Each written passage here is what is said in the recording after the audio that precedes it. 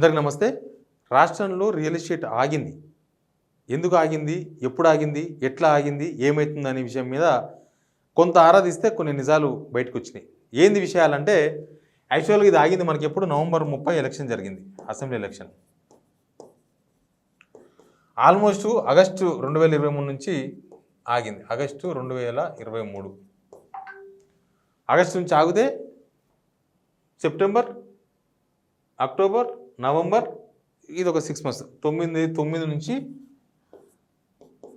10 నెలల 10 months అయింది. Real estate ఏమీ లేదు.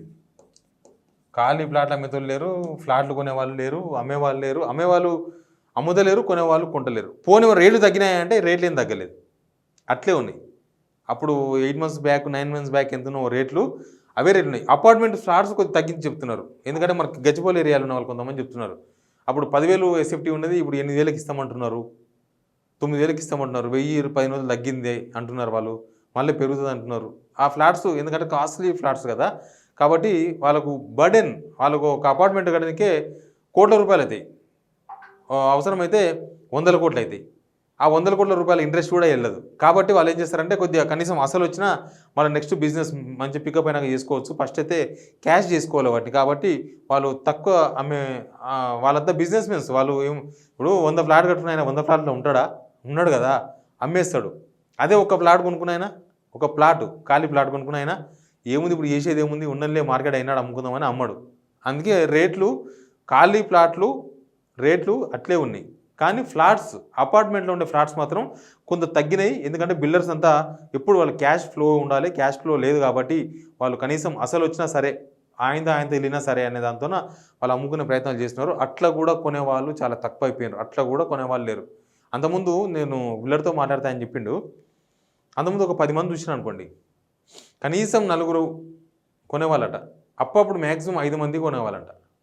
ఇప్పుడు ఒక్కరు కూడా కొంటే ఎక్కువ, 10 మందిలో ఒకరు కొంటే అమ్మ ఒక ప్లాట్ అమ్ముకున్నామని ఆ రోజు గుండె మీద చేసుకొని పడుకోవచ్చు. అట్లాంటి సిచ్యువేషన్ ప్రస్తుతం ఉంది. ఇక ఇండివిజువల్ ఇండ్ల సిచ్యువేషన్ కూడా అట్లే ఉంది. ఇండివిజువల్ ఇండ్లు కట్టే బిల్డర్స్ చాలామంది ఉన్నారు, వాళ్ళ సిచ్యువేషన్ కూడా ఏం బాగలేదు. చాలా ఇండ్లు ఎక్కడ పోయినా కాలనీల మనకు ఖాళీగా కనిపిస్తున్నాయి. ఇంకోటి ఏంటంటే కొన్ని ప్లేసుల్లో కన్స్ట్రక్షన్ ఎక్కడైతే స్టార్ట్ అయిందో ఆ కన్స్ట్రక్షన్ పూర్తి చేసేందుకు ప్రయత్నం చేస్తున్నారు బిల్డర్స్.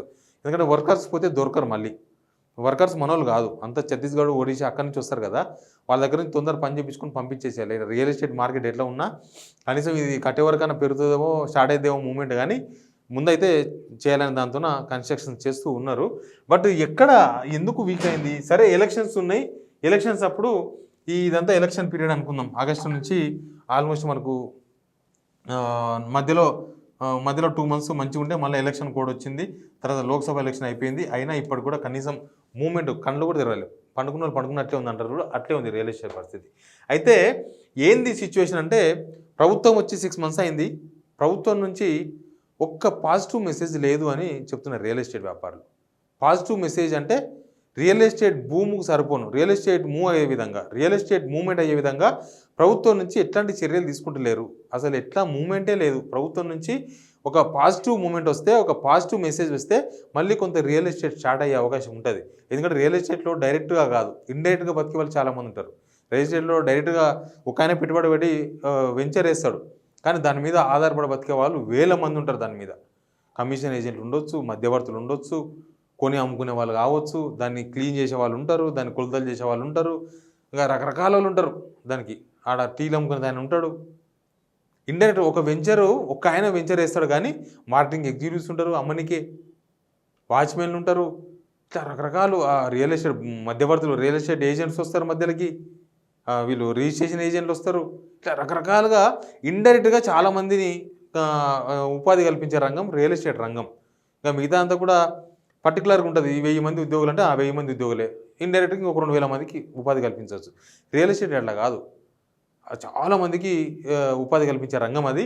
అందుకే చాలామంది ఇట్లాంటివి ఏమి లేక, అమ్మకాలు కొనగాలు లేక వాళ్ళు కూడా ఏం చేయలేని సిచ్యువేషన్లో ఉన్నది. ఇప్పుడు ప్రభుత్వం నుంచి ఎందుకు ప్రోత్సాహం లేదు, ప్రభుత్వం రాగానే ఏమైంది అనేది ఒక పాయింట్. ప్రభుత్వం రాగానే రియల్ ఎస్టేట్ మీద కాన్సన్ట్రేషన్ చేసేది ఉంది నిజానికి, కానీ తొందరలో మరి అది దుందుడుకు చర్యనా లేకపోతే నిజంగానే ప్లానింగ్గా ఏమో తెలియదు. ముఖ్యంగా ఈ ఫార్మాసిటీ ఉంది, ముత్యాల ఫార్మాసిటీ, అది రద్దు చేస్తున్నాం ప్రకటించేసిండ్రు, ఖతం అయిపోయింది అక్కడ. ముత్యాల ఫార్మసీ రద్దు అన్న తర్వాత అక్కడ రియల్ ఎస్టేట్ అప్పటికే ఒక 100% నుంచి లెక్కేస్తే ఒక 15% ఉన్నది డక్కున పడ్డది కిందికి. 15% నుంచి జీరో పడిపోయింది.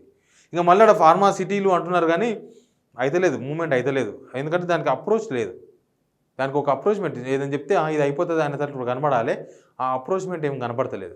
ప్లస్ ఈ మధ్య ఒక శంషాబాద్ ఏరియాలో చెప్తున్నారు 1000 ఎకరాల్లో 2000 ఎకరాలను ఒక మెడికల్ హబ్ ఒకటి ఏర్పాటు చేస్తున్నామని నిన్న మన రేవంత్ రెడ్డి గారు చెప్తున్నారు. కొన్ని విషయాలు చెప్పిన రేవంత్ రెడ్డి గారు, కానీ అవి ఎందుకో మరి రియల్ ఎస్టేట్ మూవ్మెంట్కు ఊతం ఇచ్చేదాకా కనబడలే.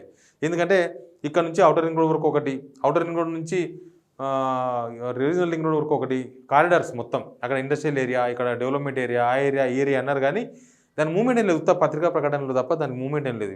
ఇండస్ట్రియల్ ఏరియా పెడితే అంత జాగాల ఇండస్ట్రీలు ఏడు రావాలి, ఎప్పుడు రావాలి, ఏడికిలు రావాలి. ఇండస్ట్రీలు కనీసం స్టార్ట్ అయింది అనుకో, ఇండస్ట్రీలు వచ్చుడు ఆ ఏరియాలో కొంత ఏదైనా మూమెంట్ స్టార్ట్ అవుతుంది. దానిలో ఎన్ని గవర్నమెంట్ జాగాలు ఉన్నాయి ఆ లెక్కలు కూడా ప్రభుత్వం తీయాలి, చెప్పాలి. ఔటర్ రింగ్ రోడ్ నుంచి రీజనల్ రింగ్ రోడ్ వరకు మొత్తం ఇదంతా ఇండస్ట్రియల్ జోన్ అన్నారు, ఇండస్ట్రియల్ గ్రోత్ కారిడార్ అన్నారు. ఎట్లా చుట్టూ ఎంత ప్రభుత్వ భూములు ఉన్నాయి, ప్రైవేట్ భూములు ఎన్ని ఉన్నాయి, అవన్నీ లెక్కలు చేయాల్సి ఉంటాయి. లెక్కలు చేసి ఇంత ప్రభుత్వ భూమి ఉంది కాబట్టి ఇట్లా ఇన్ని ఫ్యాక్టరీలు పెట్టవచ్చు, ఇన్ని కంపెనీలు రావచ్చు, ఇంతమంది ఉపాధి కలపచ్చు, ఒక ప్రాథమికంగా వాళ్ళు లెక్క ఉండాలి. అట్లాంటిది ఏమీ అనౌన్స్ చేయలేదు వాళ్ళు. ప్లస్ శంషాబాద్లో మెడికల్ హబ్ అంటున్నారు. శంషాబాద్లో ఉన్న ప్రభుత్వ భూమి లేకపోతే మిగతా భూమి 90% అంతా కూడా 111 జీవోలో ఉంటుంది. 111 జీవో ఉన్న భూమిలో ఏమి కట్టొద్దు, ఏమి చేయొద్దు తెలుసుగా మనకు. 90% వదిలేసి 10% ఇల్లు కట్టుకోవాలి. ఒక ఎకరం ఉంటే 400 గజాలు అవుతుంది. 400 గజాల్లో 10% 400 గజాలు ఇల్లు కట్టి మిగతా అంతా వదిలేసేయాలి, మొత్తం అంతా పార్క్ చేసుకోవాలి. అట్లాంటి సిచ్యువేషన్ ఉంటుంది. అక్కడ ఉన్న జాగా అంతా కూడా 111 ఉంటుంది.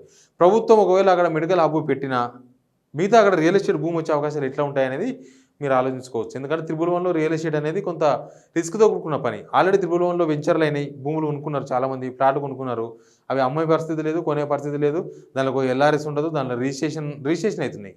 గత ప్రభుత్వం రిజిస్ట్రేషన్ ఒకటి ఆపిండే మళ్ళీ స్టార్ట్ చేసిండ్రు. రిజిస్ట్రేషన్ ఒకటి అవుతుంది. 111లో ఏం డెవలప్ చేయొచ్చు, ఏం డెవలప్ అవుతుంది అనేది కొద్దిగా ఇంపార్టెంట్ పాయింట్. ఎందుకంటే శంషాబాద్ ఏరియాలో అక్కడ నుంచి మనకు ఇక్కడ ఔటర్ రింగ్ రోడ్ కానీ స్టార్ట్ చేస్తే మొత్తం ఈ గండిపేట, ఉస్మాన్ సాగర్ ఈ ఏరియా మొత్తం బ్యాక్వర్డ్ ఎఫ్టీఎల్ నుంచి దాటితే దాదాపు 10 కిలోమీటర్స్ పడుతుంది కదా రేడియస్. 10 కిలోమీటర్ పడుతుంది. మొత్తం 84 విలేజెస్ మొత్తం కూడా 111 జీవోలో ఉంటాయి.